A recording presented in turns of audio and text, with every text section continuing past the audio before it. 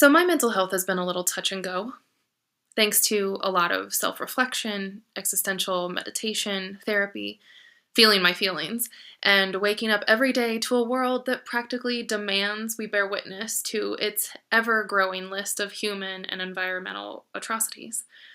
My mental health is a little touch and go, is something I'm much more comfortable naming, particularly since 2020.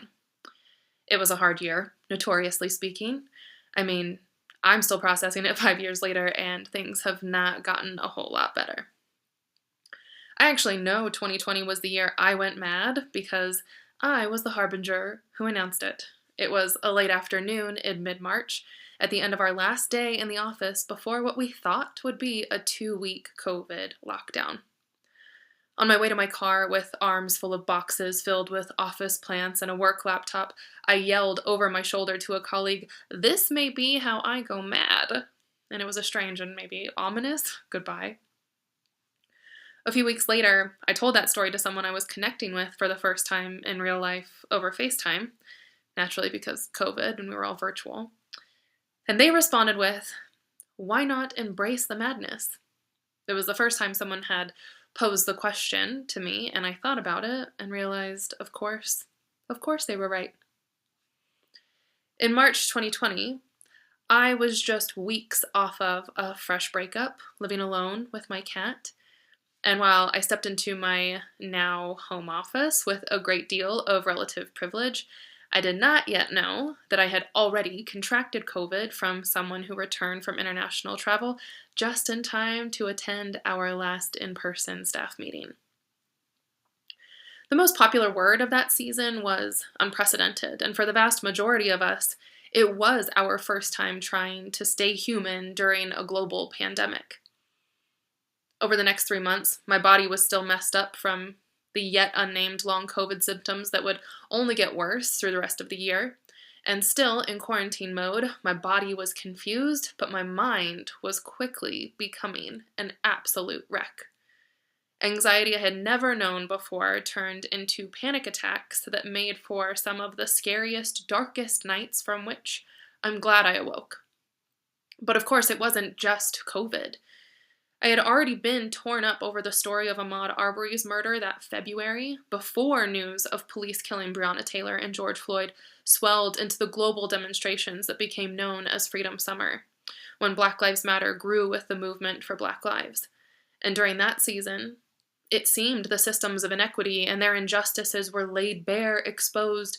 What we called normal life had stalled out just enough that people were finally looking at the same things at the same time. But there was this tension. The world stops, millions of people mobilize, the world goes on, millions of people die. Everyone is affected, no one is immune, no matter your privilege, and many of us learned some really important things, but collectively, we failed. Instead of coordinating in concert for the most part, on the grand scale of things, we crumbled. And then things got worse. And at the time, I worked in institutionalized spaces of diversity, equity, and inclusion, and that's when all the statements came. We care about equity and inclusion and anti-racism and systems change. We must decolonize. During that time, I openly shared that my sharp mental decline was mostly due to my grave inability to cope with such deep dissonance. Even though the failures of our systems were not new, it was just soul-crushing to watch how quickly apathy and a shameless desire to go back to normal would supersede meaningful change. Inequity, injustice, eugenics, anti-blackness, police brutality, racist state violence, colonization, genocide, white supremacy, and capitalism, all that value profits, productivity, and property over people, are not unprecedented. Politicians would rather put bans on our bodies and honor white nationalists who cross state lines to shoot automatic rifles into crowds of protesters or shoppers or students than regulate who has access to millions of guns in the first place. And then the world literally floods and burns and dark smoke fills our skies. Nothing and no one feels safe outside. Today, we watch 18 months of the uninterrupted, unmitigated genocide of Palestinians. We wake up and go to sleep with images of the most well-documented war crimes and crimes against humanity being live streamed to our phones every single day. Yet we hardly have access to each other and the ability to meet our basic needs, while more and more of us are just trying to survive. There's a lot to be mad about. Why not embrace the madness?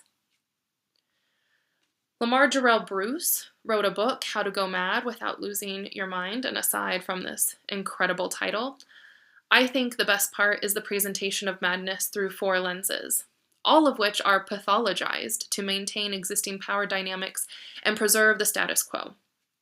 However, and importantly, when we resist pathologizing it, some of these takes on madness could also be understood as openings of clarity, creative portals, testimonies of moral and political courage, the transformative grounds for radical possibility. So this is a quick overview of the 4 ways of thinking of madness presented in that book. Number 1, madness as the first-person experience of your own perceptions, emotions, meaning, and selfhood, characterized as an intense unruliness of the mind. While someone who sees something that is not there may be institutionalized, in some cultures and even some religions, the so-called unruly mind is a vessel for dreams, visions, and sacred prophecy, and the messengers who channel them are revered, even worshipped. Number 2, madness as a medicalized condition, what the discipline of psychology and psychiatry deem serious mental illness and reify through an industry standard like the DSM Handbook, the Diagnostic and Statistical Manual of Mental Disorders. But diagnoses are a reflection of the times and the men who write history. What is a disorder? Or just examples of people refusing the order of things. Have you heard of drapetomania, the so-called mental disorder that would drive enslaved Black people to free themselves from slavery? Should we be surprised that until 2013, gender dysphoria was described as gender identity disorder? And number 3, then there's madness as the affective state of aggressive displeasure, anger, and rage. If we're willing to learn from what oppressed and colonized people know, rage is sometimes the most reasonable and healthy response to the cruelty of the world. This is something Black people in the U.S. have always described so poignantly. In a chorus with innumerable others, including Bell Hooks, Audre Lorde, Malcolm X, Cornel West, James Baldwin said that to be Black in this country and relatively conscious is to be in a constant state of rage almost all the time. Simplified into a bumper sticker phrase, if you're not mad, you're not paying attention. But your madness will likely be used against you, conflated with crazy. You're too emotional, too angry, too unreasonable, inappropriate, out of control. And finally, number 4, there is psychosocial madness, the kind of madness that bucks convention as a radical deviation from the public norm and what is considered normal by reasonable people who insist that we uphold the right way to do things. This madness is characterized by an unruliness of the will, the choice to live and act out of line with the rules of normalization. All 4 forms of madness are political, particularly when they're used to undermine, discredit, silence, and control people of color, women, people with disabilities, poor people, Black people, trans people, young people, old people, queer people, indigenous people, and even those people who passionately believe in making the world a more just, free, and livable place and are bold enough to act like it. Gaslighting is a tactic to orchestrate madness. Don't be ridiculous. You're a dreamer. That's not realistic. You're talking crazy.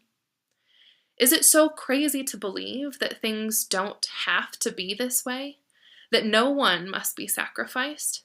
We collectively build the world and can change course if we choose to. In a world that currently feels so upside down, perhaps it is mad to believe we can get better care of each other, that we can still be more human. And I know I'm not the first or the only person to break, and thank goodness for that. But deep down, I wish we would all break together. I still think we deserve that from each other. So I end with the wisdom from those who see through the pretense and feel deeply enough to know the harshness of dissonance, because this way of the world does not make sense to the core of our humanity. So if you're mad, me too. But if our madness creates openings of clarity, creative portals, testimonies of moral and political courage, the transformative grounds for radical possibility, may we all get mad, be mad, go mad, and embrace each other in our madness, especially if it is the thread we must cling to in order to stay human.